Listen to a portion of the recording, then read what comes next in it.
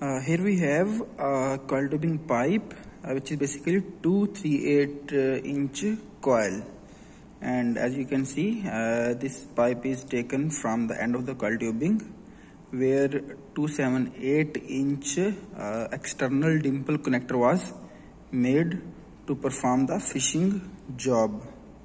So as you can see from this pipe, as you can see here, these slipping mark are the damaging mark on the pipe, which is clearly indicating that this connector was failed.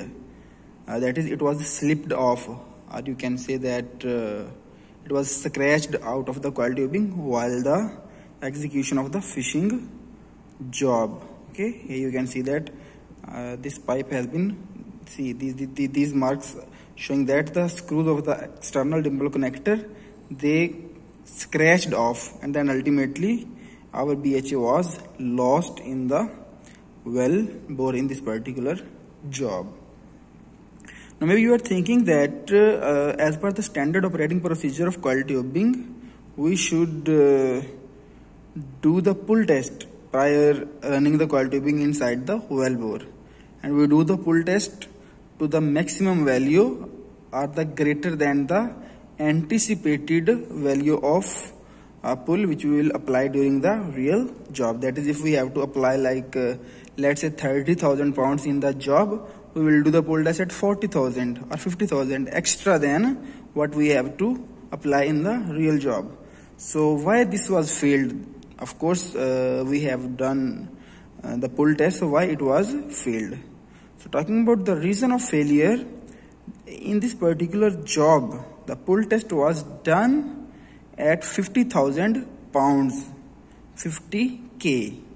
But once we lash the fish and we have to remove the fish up till applying 50k, the fish was not getting released.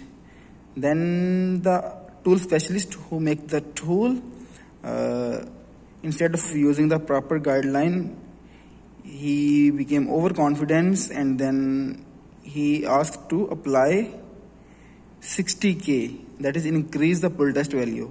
So once this pull test value was increased, that is the overpull was increased to the surface test, that is 60,000, then ultimately this connector got failed, as you can see.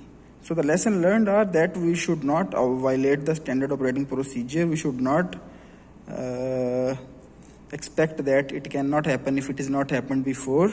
We should do the job within the allowed limits. Okay, so the purpose to share is that you can just visualize that how this connector has been failed. You can see the marks. Okay, it was a dimple connector, external dimple connector. These are the marks of the dimple. These marks are the marks of the dimples, and this is the slippage mark, or you can say the worn out marks. So this is the pipe, 2 inch CT pipe, sorry 238 pipe.